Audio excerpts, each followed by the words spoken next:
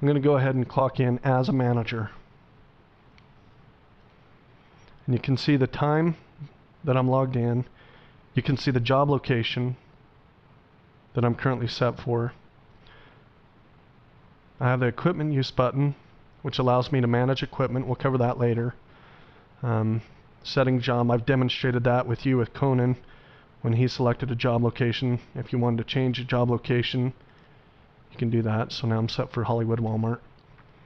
If you're set up with more than one company on your About Time system and you needed to switch between those companies or divisions, you could do that here. You can see that we only have one company set, so we're going to leave that. The next button is the Manage button. If I click on that, that takes me to where I can manage all of my information, all of the time records that have been collected on this laptop.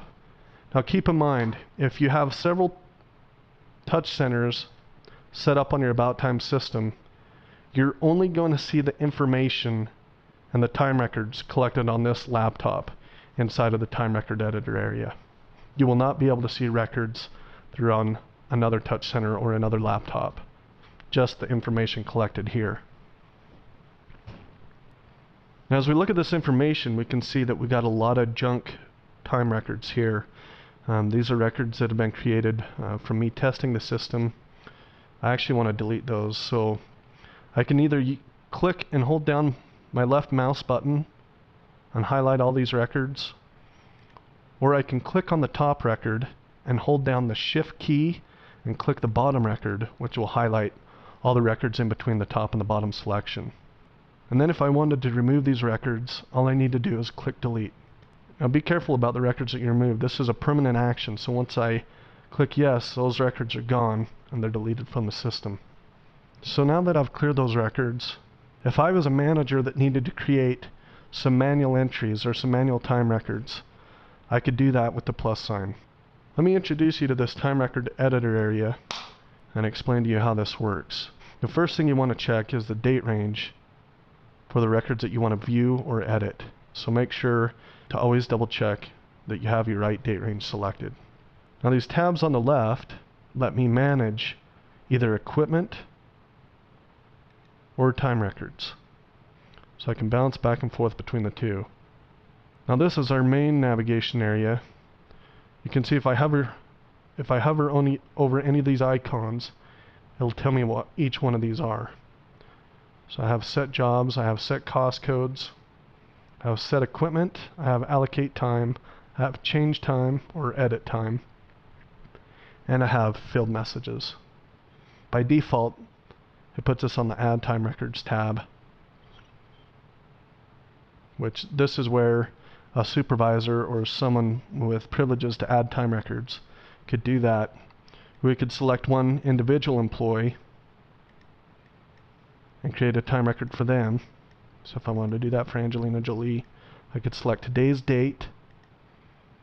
I could select the time. I'm creating an end time as indicated here. So I'm going to set this for 8 a.m.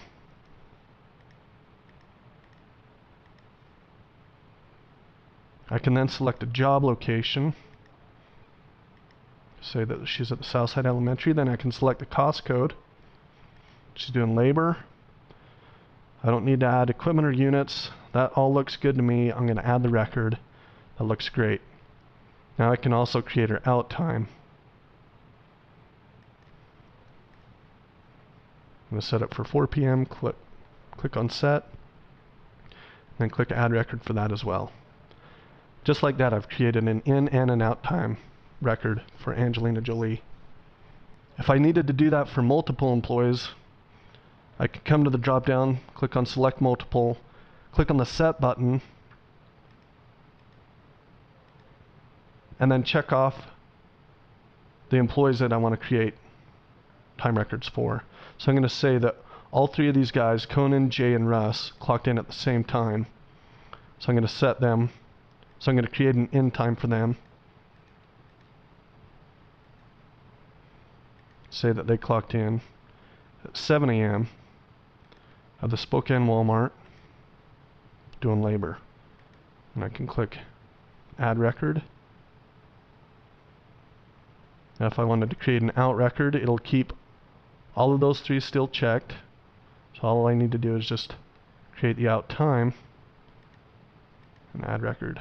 And you can see it's added. And you can see we've created both an in and an out record for all three of those employees. And it was just that simple. Now if I wanted to edit any particular record, I could do that. If I wanted to change the job location for Russ, I could click on this icon, the first one that says set job, indicated by the houses. I could actually say that he was working, I'm going to say for both his in and his out that he was working at the hot plant.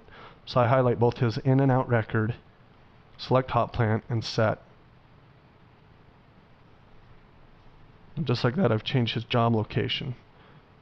Now I could say also that I want to change his cost code. So I'm going to click on the select cost code icon. And I'm going to say he wasn't doing labor, but he had actually been doing flooring and was working on carpet. And I'll set that and change that as well. Now you can do this for individual records, or I can highlight and change multiple records. So if I wanted to change the in cost code for Jay and Conan, I can highlight Jay's in record, and then I can hold down the control key on my keyboard and select Conan, which will highlight that record, and then I could change their cost code to excavation.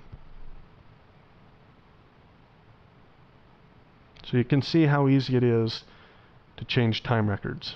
I can also change make time changes on any of these records. So if Angelina didn't clock out at 4, I actually know that she sat around trying to gain an extra 30 minutes on the clock. I could set her time back and say that she clocked out at 3:30 instead.